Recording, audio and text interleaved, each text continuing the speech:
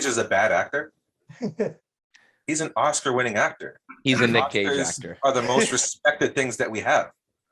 Obviously. Yeah, obviously, right? Without Oscars, then we have nothing. I mean, come on. Yeah.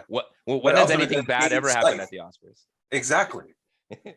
Here's the thing that if they would have replaced him and put in a serious, like legit actor, then it will no longer be a Michael Bay movie because you're missing that eccentric, cheesy, completely out of the box character.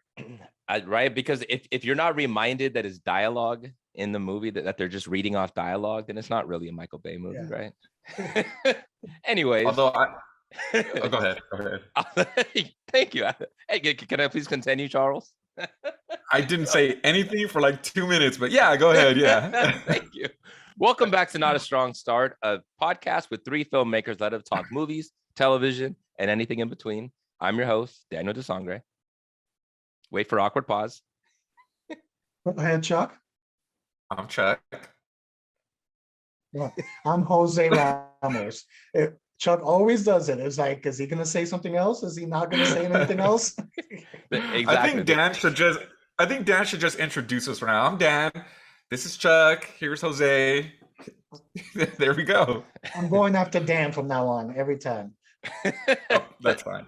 Thank you for that. So for the new face that we have here, in today's episode, we're actually doing a segment that we call Artist Spotlight. That we're spotlighting an artist. And in today's case, it is George. So if you want to just give a quick little introduction, George, say who you are, why you're an artist, why you're so super tight that we had to bring you as our very, very first guest on the podcast.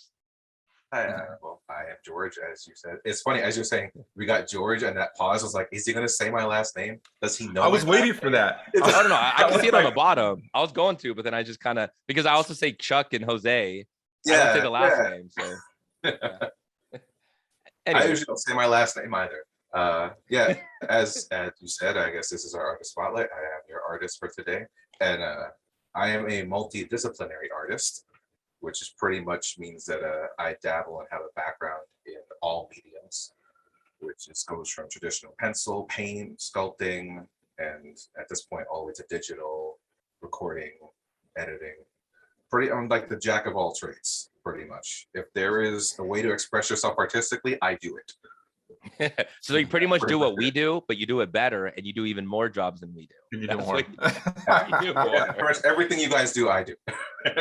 Yes. Just better and faster. Just better, exactly. I don't know. That includes interpretive dance. Yeah, he's Captain America and we're Falcon. Jose jokes, but that's kind of true. I mean, we did do dancing together. We were in high school. Okay, I want to hear. We don't talk about that, George. Wait, what happened? We don't talk about that. Oh, we do, because I don't know about it. So yeah, forget that there's an audience. I just want to know about it, George. So what are you talking about here? There's dancing. What's going on? Shirts off or on? Wait, we're supposed to wear shirts? Well, the pants we know we're not wearing. Yeah. All that stuff gets in the way. So we're going to start off with the current event, and who better than George? No last name. Well, since earlier we were actually slightly talking about the Oscars, it only seems fitting to mention that Will Smith's verdict has finally come in, and so the Academy has decided that he will be banned for the next 10 years from attending any Oscar events, any Academy-related events, whether it be in person or virtually. Okay. I kind of find personally it's kind of a waste of a punishment. He already resigned from the Academy. Yep. It almost feels like if I was a younger kid and I had a TV and I sold my TV, my mom's like, you know what? I saw you slap your brother. I'm going to punish you. No more TV for you. It's like, I just sold my TV. Okay. Oh, no. It feels so weak compared to it, because as far as I know, he could still be nominated, right? Technically, he just can't attend the event. So they can just do like a telecast, or how crazy would it be if he won again and Jada goes up there to accept it? Right? I'm sure she would. And yeah, that's no.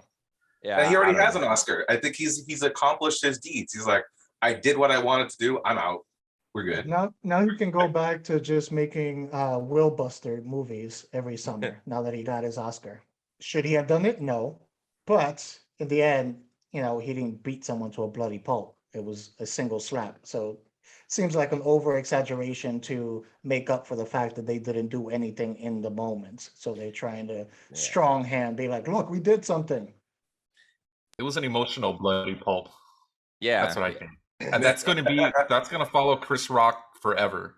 You know, like, yeah, he just slapped him, I guess, but he's always going to be linked to that now. There he is, frozen There he again. Look goes. at him. There Every he goes. episode, every damn episode. Yeah.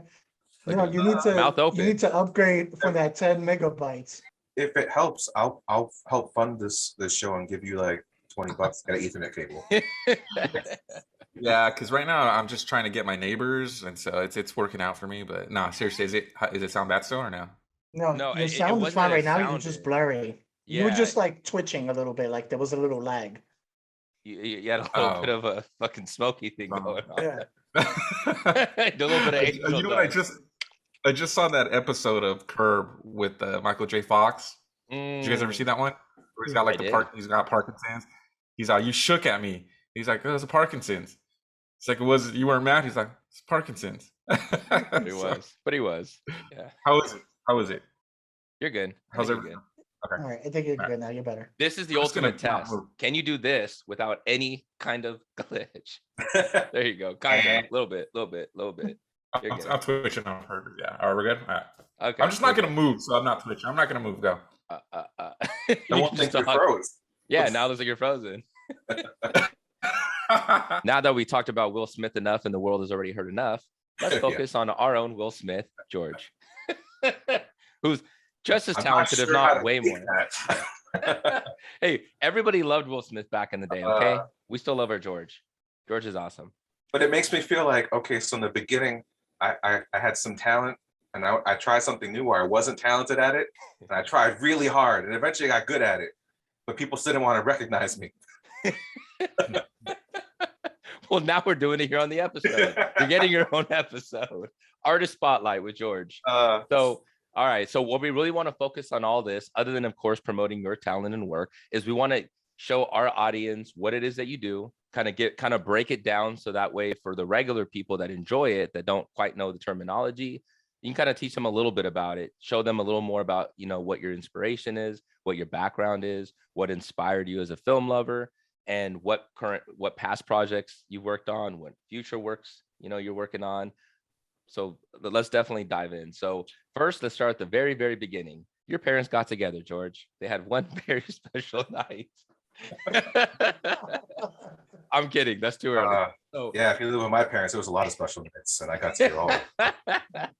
According to the video that we saw, it was. Oh no, sorry. Yeah, My parents were poor. They didn't have video back then. They just had mirrors, Jose. Just mirrors. Yeah, there was mirrors. Yeah. Yeah.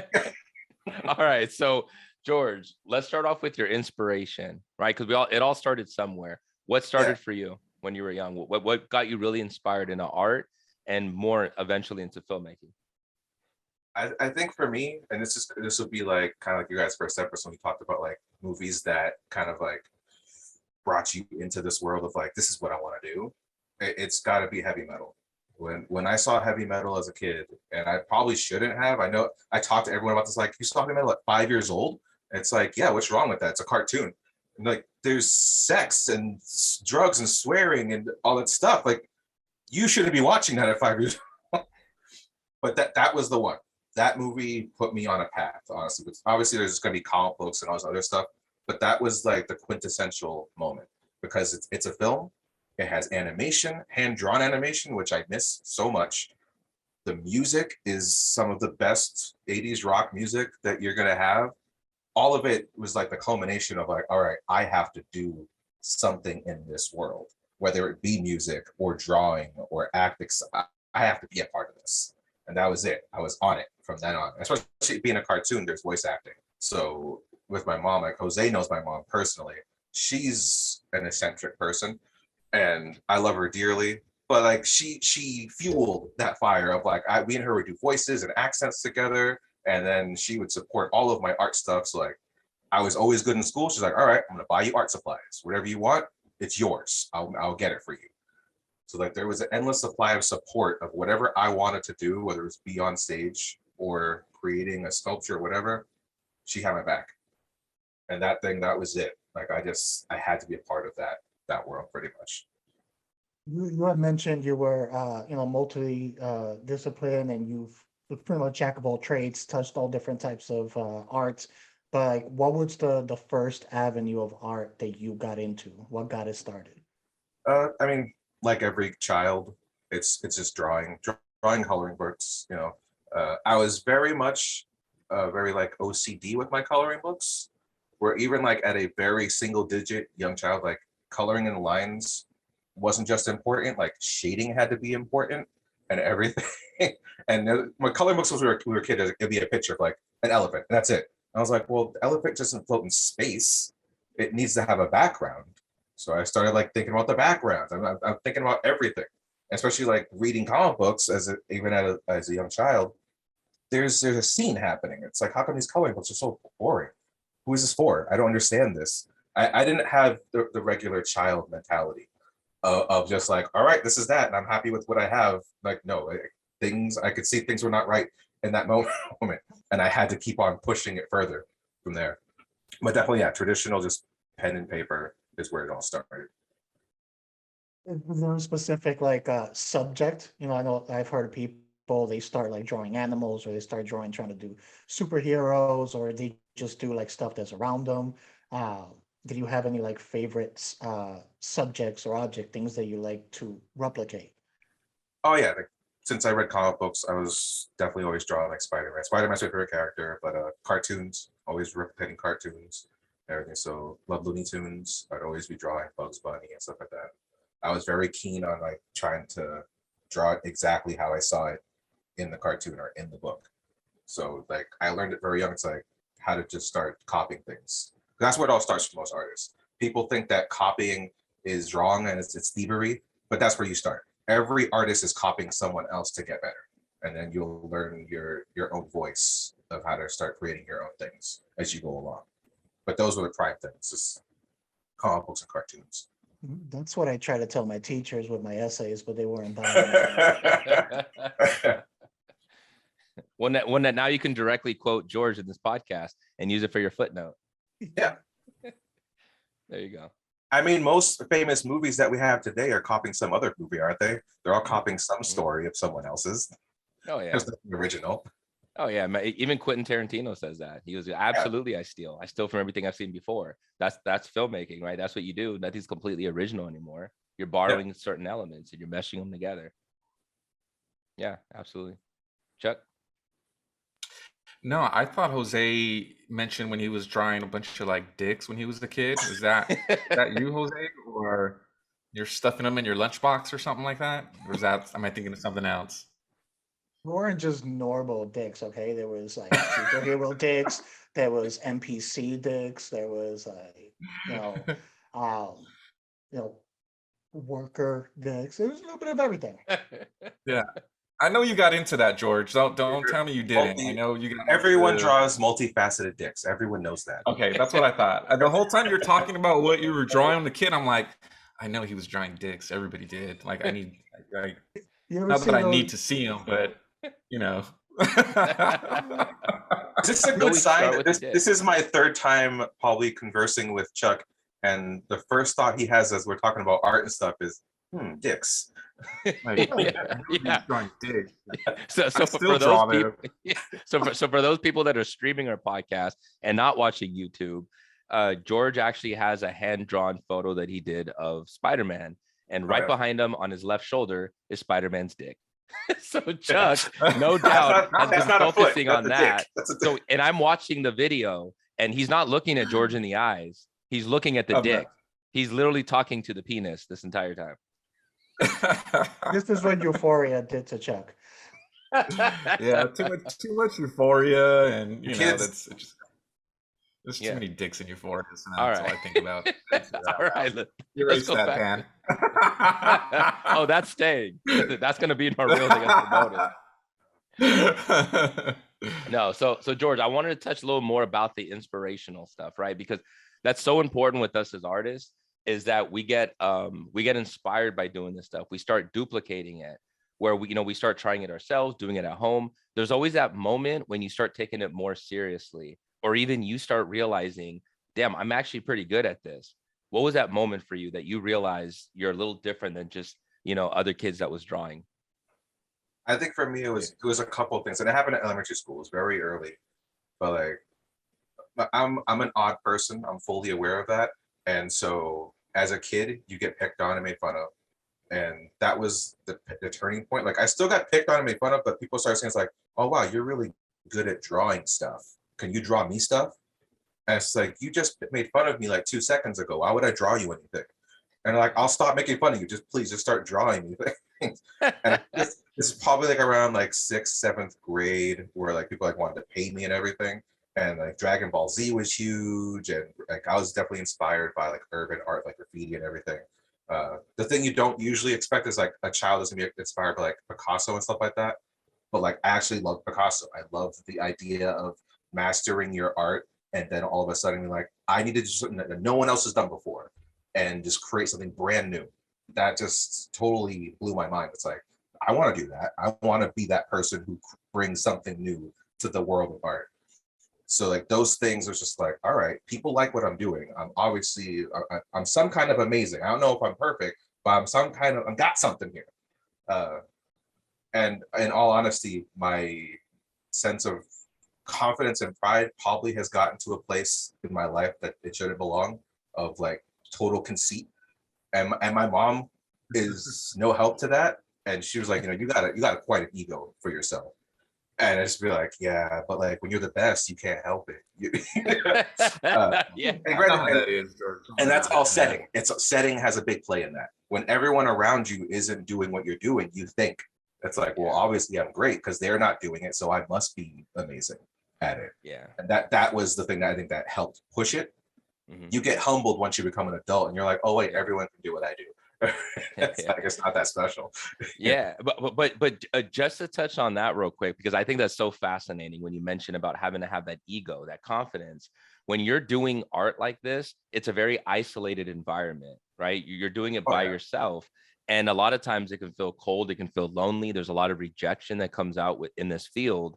You have to learn to develop an ego in the most healthy way as possible, because you need it. That's what feeds you to keep doing this. Otherwise, it's so easy to beat yourself up. And like you said, as you get older, especially when you move to LA, there's 1,000 people from all over the world that move out here. You're competing against all these people. What sets you apart, right? Because they can also draw well. It's how you add it, how you add your own style to it. They don't have a George that's drawing it, but it's that ego that you really have to learn to captivate. So I think that's fascinating. Yeah, I think a big thing for me also is I always like entertaining. So whether it's like on stage doing some kind of play or whatever, or just within my art, I love making people happy. I love getting a reaction out of someone, usually on the positive spectrum, but if it could be on the other side, whatever. As long as I get some kind of reaction or emotion out of you, I've always fed off of that. It's always definitely been a fuel. So like once I grew out of ego, that was the thing. It's like, okay, this made you feel something really good inside and you want more of it. I want to give you more of that. And that's always been the drive for me. Regardless, besides the art aspect of it, I think it would be good for the audience to know just kind of how you've met everyone. Like, I know we've known each other for a very long time. How long? Well, since high school. So before these spaces can grow hair. Yeah, because you said you knew his mom really well. I don't know. Is there a relation here between you two? That I don't know what's going on here. Just because we're both Puerto Rican doesn't mean we're related. Chuck immediately went there. I went there. So how'd you guys meet? In all seriousness, Jose is like my brother. Like, we've known each other long enough. Like, your dad. I definitely well, I'm older, so that'd be weird if he was my dad. There'd be some time paradoxical kind of shit going on there. Me and Jose, we met in high school, like was sophomore year, and it was in drama. Like we met in theater, and we did a lot of plays together. And from there, we had classes together, and it blossomed into a beautiful friendship. Yes, very beautiful. That's pretty much the short and skinny of it. But like Jose has pretty much like seen my journey all the way from like my art, my theater, my music. Like he's seen me do it all. pretty much. Coast to coast. We started off on the East Yeah. Coast, and then over on the West Coast, and now we're on the opposite coast. Yeah, you went back home. Coast to coast. And then I met George through Famous Monsters. So me and a couple of my buddies, Kevin Lyons and Anton Gaskell, were hired on to work for Famous Monsters to go do some coverage over at Comic-Con. So we're able to do Comic-Con, do some cool interviews with some celebrities, which was really cool. Jose was one of our, I guess, hosts, right? Correspondents. Yeah. There you go. Host, Correspondents. Interviewer. Yeah. Sexy guy in front of the camera. All the Touch on Famous Monsters and what that is for people who don't know, I guess. exactly. All right. Well, for a time, my artistic skills, and also thanks to being married to the right person, got me into a place called Famous Monsters. They were a magazine that was developed in 1958. We ran all the way up until 2019, before the pandemic had hit us. And we had a magazine, we had a comic book imprint, which was American Gothic Press. We ran conventions, and eventually we ended up having our own little TV show, which was played locally in the Bay Area, called Famous Monsters TV. And I got to be one of the producers on it, where I also wrote and helped direct. But I knew some talented guys down in LA, and I was like, well, the two guys we got up here are great, but we need more. I was like, we need some extra people. I know some guys who can get us really good footage and possibly way better.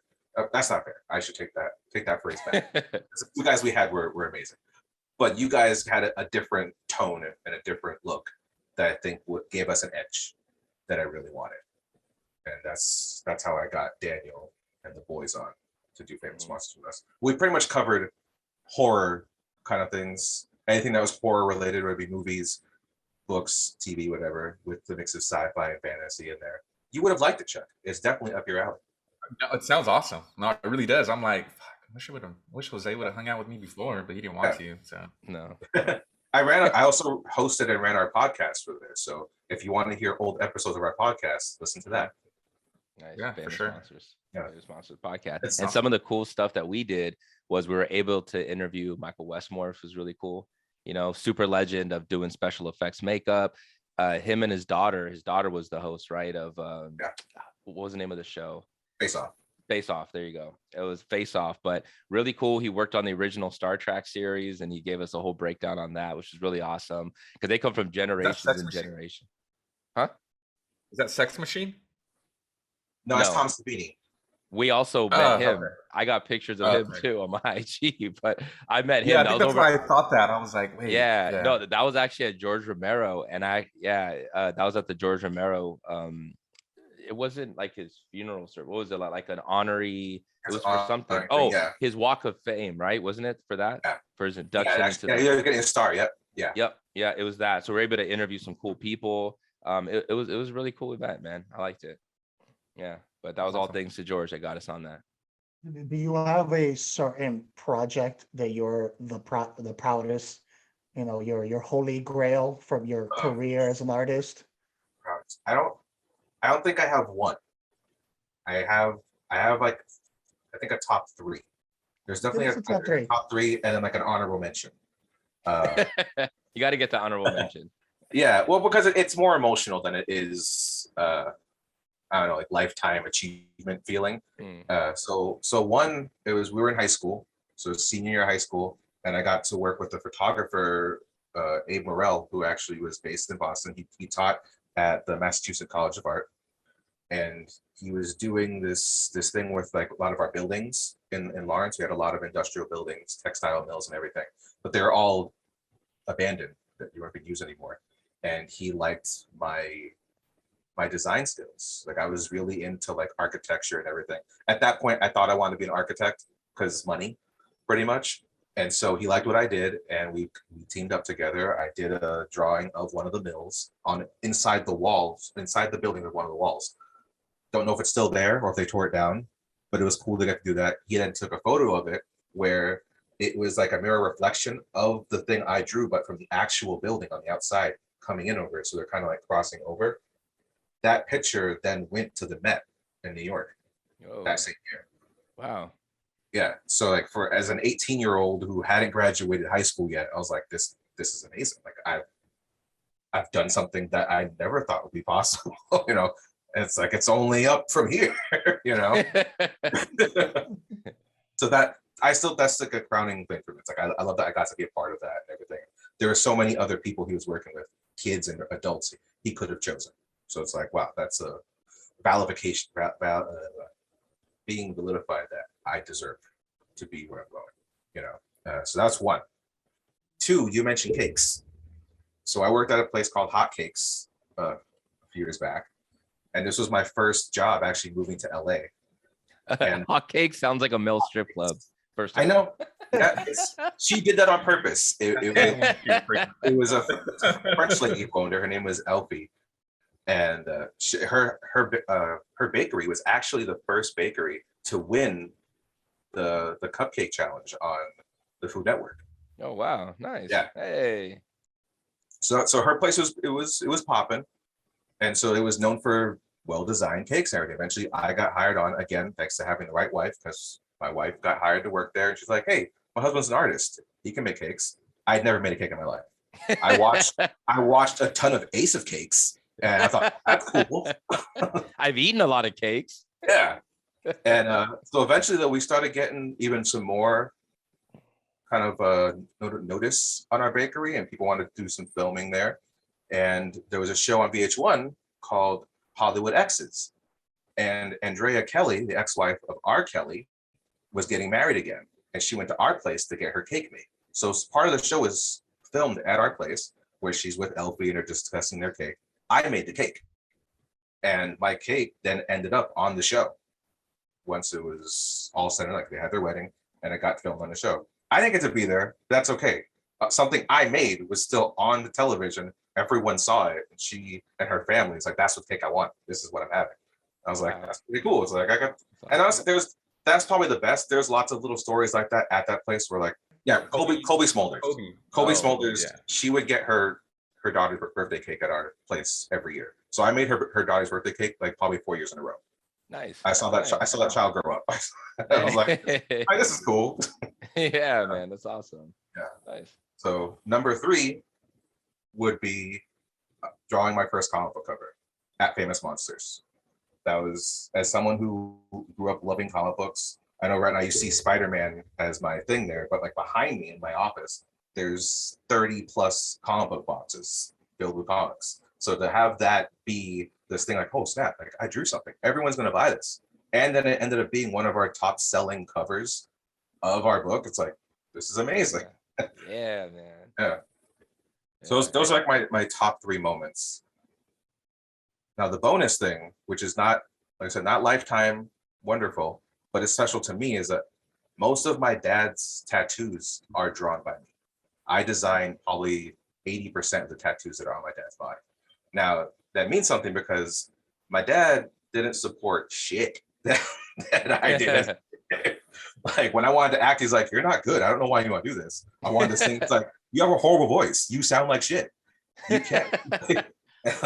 I played trumpet because he played trumpet as when he was in high school. He's like, "I guess you're okay." And it's like, it was never any support. It was always like, "You suck, you suck." But when it came to my art, it was like, "No, you're the best artist that I know. I need you to draw and design the tattoos that they're going to put on my body." That's cool. That's like, I was like, wow, okay, this is real, because nothing else he is supportive about. He wants this, and I have to be good if he thinks this is awesome. Nice, man. Nice, man. How many tattoos does he have of that you did? Man, I've honestly lost count, because most of his back and his arms are all something that I've designed, from like cobras, dragons, snakes, samurais. Is any of them a penis? My dad. Yeah. My dad. Yeah. Oh. That's the penis. That's the penis. No, That's the penis. I do remember though, your parents always the ones going to all our school events to record everything. So when we were in high school, whether it was like the dance stuff, the boys ensemble, or the talent shows, or any of the theater shows, usually, we had to get the videos from George's parents. That would be the source to get the videos of any of our performances. And my dad was So- always proud of you guys too. Yeah, George, do you have that video of Jose dancing? What are you talking we about? we need it for promotional oh. purposes. We really need something to kind of, you know, Increase these promote. subscribers. Yeah. We need And to Jose increase our dancing. With- I mean, Why keep not? in mind, this is like the early 2000s. All right, we didn't have that HD 4K stuff back then. There was no lighting. You know. We'll figure it out. I'll touch it up. We got some editors. Yeah. We got this, yeah. Yeah. I Nice. think out of all the videos, the ones that definitely just needed to be burnt and never show up to daylight was um, our high school held an event every year, usually for juniors and seniors, for the Mr. LHS. That was our high school LHS, Mr. LHS. So it was just this big random like talent show. That's the stuff that just needs to stay buried. Pretty much like a pageant for the dudes, but it wasn't serious. It was a joke. And Jose was in that? We were all in that. Hey, I dude, wasn't. we gotta I wasn't see even this. going to bring it up, but Jose brought it up. It's like, yeah, we all did it. Did you have Some to of do us something? did You it know, like twice. in a pageant, you have to have like a special talent, right? Yeah. Other than, you know, Yeah. what was yours, Jose and George? What was your special talent? I did a skit. I did a skit. That's what we you all know, did. We all yeah, did skits. acting was my thing. So I did a skit that I wrote myself. Mm. Okay, that's pretty cool, actually. Haha, you're gonna shit on that, weren't you? I was. He was. I was Look it about up. to. I was like, whatever you say. Speaking of shitting all penis, over it. speaking of penis, there's your penis. Yeah, right there. Yeah. So George, I do want to touch real quick on some future projects. Like, what are you working on right now that our audience is going to be able to take a look at? Something that's coming up right now. What are you working on? Right now, I'm actually working on some custom sculpture busts for a guy in Austria. Nice. Yeah, Nice, My- man. my- You gonna take photos of it, put it up on your IG? yeah, it'll be on my Instagram for sure. Nice. Yeah, I've been doing that, and I probably have some digital things that I'm working on for myself and others, just for like clothing designs and everything. Nice, man. Are you gonna work on any new comic books? Anything coming up? I mean, now that I'm a freelance artist now, so whatever I do will be either for me or if someone wants my talents, maybe. But I haven't gotten any book offers. I do have a book that I am currently. I've been trying to write probably for the past almost 9-10 years or whatever. And it's just one of those things. We all of us write, so we know how this goes. It's like you'll have a great idea, and then it's just a matter of getting it all jotted down and put to paper. Yeah. But Oh, it's a graphic novel idea that eventually I do plan on putting out there. Maybe Nice, I can put it out to you guys and we can collaborate on something. Oh, absolutely, man. What genre is it? Just out of curiosity. It would be horror. Okay. It's Ooh. horror, but it would be family horror. It's definitely Even kind of better. like open. Yeah. Like my premise for it or the idea for it to say is for it to be for children, but a lot of adult like backstory and situated Got things. Nice, If man. adult reads it, they're like, oh snap, like this is some deep shit. But for a kid, it's like, oh wow, monsters, okay. Yeah, it kind of reminds me a little bit like that Lock and Key. Like, did you ever read the graphic novels? for yeah. those? Yeah, Those I are got really lots. good, man. I loved them. I thought they were really cool. The show doesn't quite do it justice. The show is okay. The graphic novels I liked way more. The graphic novels written by Joe Hill, the son of Stephen Mhm. King. I think the writing is strong. The art is not bad, Yeah, but it's not my wasn't- cup of tea. It's I agree. So we're just gonna throw an actor's name at you, and you just tell us your favorite movie from them. All right.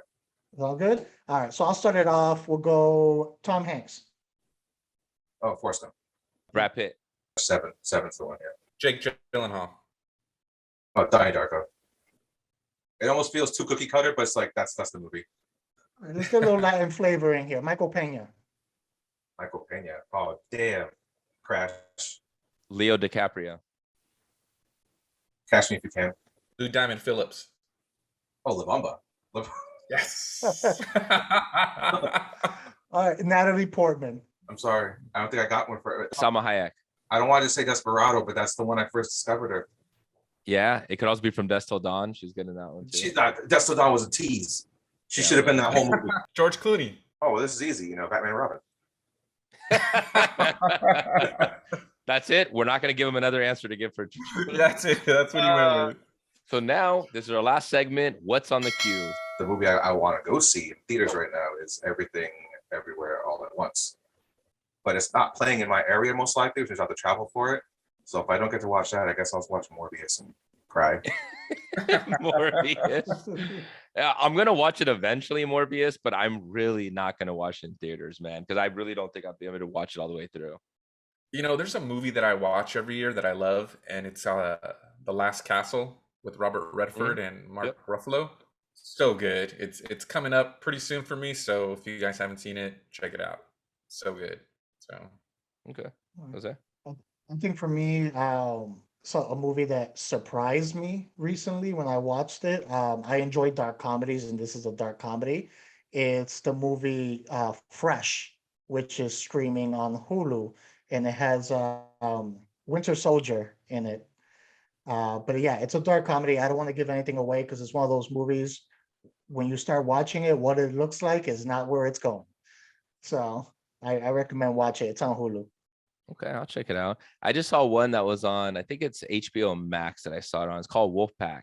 It's a documentary. I don't know if you guys heard of it, but it was made in 2015 about this family where there was like 5 brothers, a daughter, and they were all living in New York, and the dad never really let them out of the house. So they all just grew up in this apartment in New York, not really knowing society. They never had internet, no way of communicating with that. But the kids, the only thing that they had were movies. So they ended up watching a shitload of movies. So the only references they have to society is movies. And you see them recreating a bunch of famous scenes from like Reservoir Dogs. They did Pulp Fiction, Batman, and they're just creating their own stuff at home doing it. It was kind of crazy, but the documentary is actually pretty cool. So, I mean, that's one I recommend for people that are into documentaries. Movie's called Wolfpack. Pretty cool.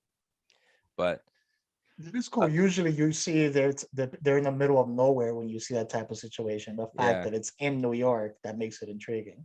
Yeah, it's right there, man. Lower East Side, and it's like right there. But I guess the dad had like he felt sort of shell shocked, or he's afraid of the kids going out there, the whole suburban or the whole urban thing and all that. He just felt very scared for them. But anyways, we want to thank George for coming on by to our show and being able to let us feature you as our first artist. Yay, our first guest on the show. Pay attention to George because we will be having him back on the show for sure in the near future. So you guys will see more of him. George, if you want to plug your social media where people can find you at.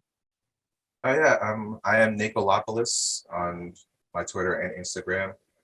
It's Nekolopoulis. You'll probably have a link also. I'm actually going to be starting up my other podcast myself, People Review Again, probably within the next week or so. Perfect. Is it you by yourself on that, or is it you and your wife, or somebody else? I started it with Jen, but she's been busy with work, so probably just me. I have a new format for it going forward. So nice, man. Yeah. So definitely let us know. And we can put it up on our Twitter for our listeners so they can follow along. Yeah, so if you guys are into movie stuff, it's going to be following a movie format. Nice. Perfect, man. As you guys know, I'm your host, Daniel de Sangre. You can find me on Twitter. You can find me on Instagram at king_Sangre, SANGRE. I'm Jose Ramos. You can find me on Instagram at This Is Mi Nombre. Fuck you, Chuck. I like that Twitter handle. There you go. And I'm Chuck, and you can find me at Chad Radwell at Instagram and probably Twitter. And Not a Strong Start too on Instagram. Thank you. So again, this is Not a Strong Start. You can find us on YouTube at youtube.com/c/notastrongstart. Find us on Instagram and Twitter at Not a Strong Start. Other than that, thank you. Bye, Mom.